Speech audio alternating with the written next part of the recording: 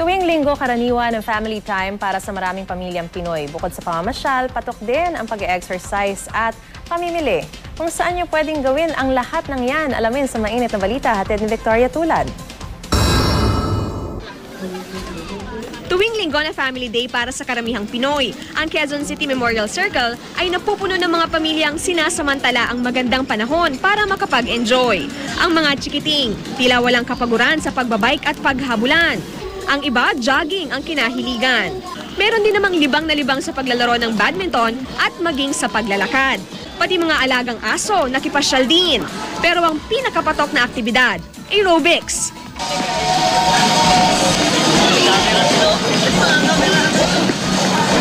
Sa saliw ng nakaiindak na musika, todo giling at galaw sina mommy, daddy, ate at kuya.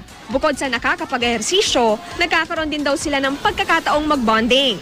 Ang 9 na taong gulang na si Mary Rose at kanyang tita na si Rosalie, tuwang-tuwa sa unang beses nila sa Quezon City Circle. Minsan po kasi hindi po kami nakakapag-enjoy. Kasi po marami po kaming assignment pag sa school, gawain bahay. First time masaya pala. Masaya na masarap din. Sina Jonathan at Bless naman, nakagawian na raw pumunta sa Circle tuwing Sabado at Linggo. Bihira raw kasi nilang makabonding ang mga anak kapag may pasok sa eskwela. Gano'ng kahalaga po para sa inyo yung bonding ng pamilya? Mahalaga para maging mas intact yung family namin.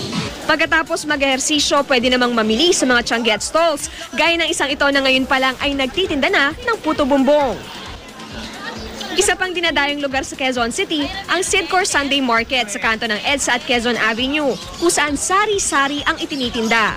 Para sa mga health conscious, mabibili rito ang organic vegetables gaya ng labanos, red radish at kamatis. Pihadong sariwa rin daw ang mga manok at isda. Pero bukod dyan, makabibili rin ng mga alagang hayop gaya ng cute na aso. Sinasadya rin dito ang mga stylish na damit na mura sa halagang 180 hanggang 250 pesos.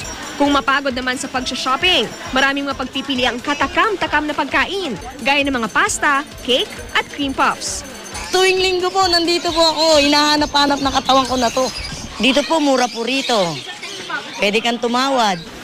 Victoria Tulad, GMA News.